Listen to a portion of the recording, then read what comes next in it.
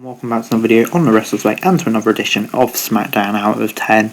And yeah, it's a big episode today. Of course, we're just a few days away from the Royal Rumble now. We've just got one more Smackdown to go, and there's lots going on in this show. Seth Rollins brought a friend to Smackdown. They had a big tag team match, so it's all happening. Let's get straight into it. And the Usos kicked it off and introduced their tribal chiefs who joined them in the ring. The Cousins asked for the highlights of Roman's 500-day title run.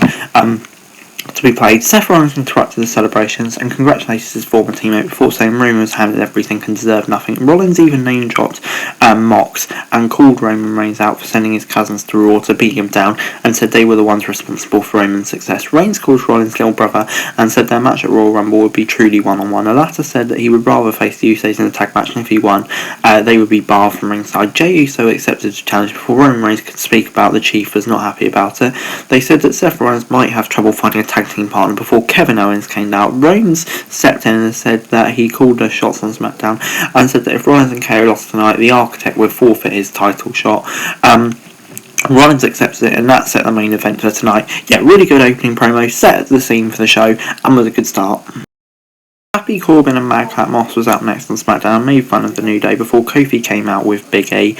Moss got some big moves early on, but Kingston came back with a dropkick and a boom to lay him out. Corbin ran a distraction and let Moss get back in control with a cheap shot and tossed Kofi outside. Kofi Kingston dodged an Irish whip onto the steel set before Happy Corbin tried to attack him, but was taken out by Big E. Great to see Big E back on SmackDown, BT dub with the New Day. Back after his break, Kingston sidestepped a big tackle and got a near fall for Hurricane Rana. Moss got a near fall off his own with the backbreaker choke slam before trying for a razor's edge. Kofi Kingston hit the Trouble in Paradise for the win. Corbin tried to step inside the ring after the match and Big E came in before retreating. He then hit the big ending on Moss before celebrating in the ring as Corbin walked out. Yeah, I'll give it a 6 out of 10. Mainly saved by the Big E returning. That was really great to see. But you know, the match, it was very similar to last week really. Aaliyah versus Natalya then took place. Summer Rae was in the audience and was introduced as WWE legend, whatever.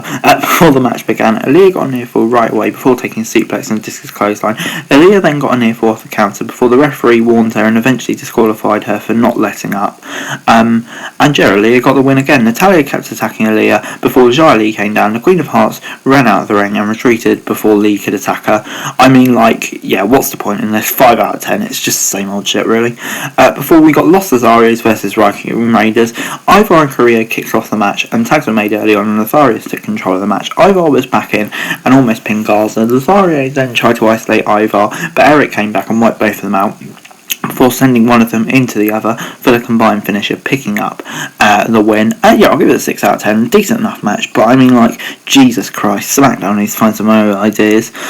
Yeah, we've just seen this so often now. It is getting a bit repetitive, to be honest, but you know, this match was decent enough in isolation, unlike Natalya versus Aaliyah, so I'll give it 6 out of 10.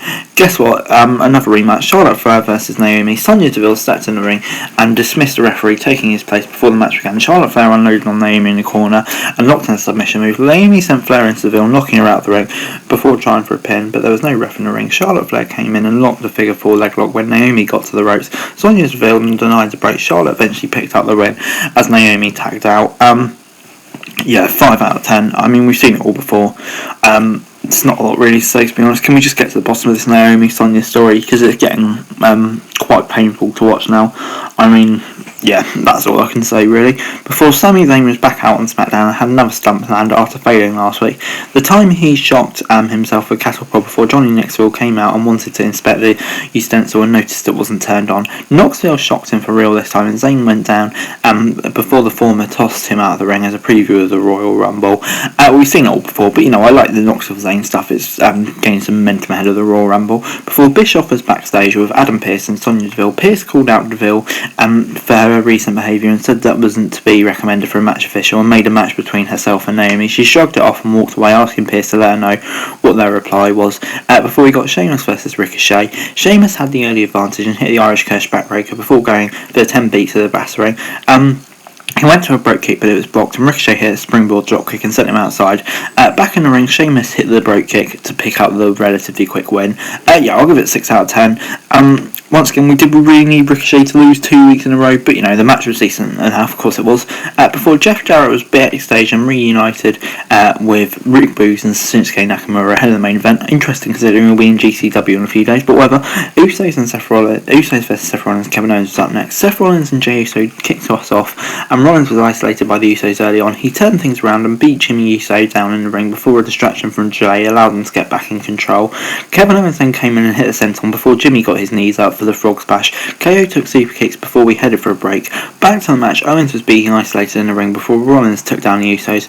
Rollins dodged a super kick and missed a buckle bomb before taking the Samoan drop. Jimmy knocked off Owens on the apron, but he came back. KO hit the powerbomb for a near fall. Owens got the stunner on Jey, but the super kick before Rollins isolated Jimmy and Seth hit the stomp. Roman Reigns came out, hit a Superman punch before Seth Rollins could get the pin, but Team Rollins of course won because of the disqualification. We're getting a match at Royal Rumble. This was the perfect way to do it, really. Just builds up those seeds for the Royal Rumble, and I really can't wait for that match. 7 out of 10. Overall this week, SmackDown gets a 5 out of 10 from me. To be honest, this was a really bad episode of SmackDown. Don't get me wrong, the main event was really good, really enjoyed that. But the show up in the middle of the card, you think it's an episode of Monday Night Raw from the beginning of 2021, just so repetitive, so boring. We've just seen it all before, 5 out of 10. But anyway guys, that's the video. Thanks very much for watching. Remember to like, share, subscribe, let me know thoughts, comments down below. Follow on to the subscription for daily wrestling news and subscribe to the channel, that'd be greatly appreciated. Thanks very much for watching. Peace.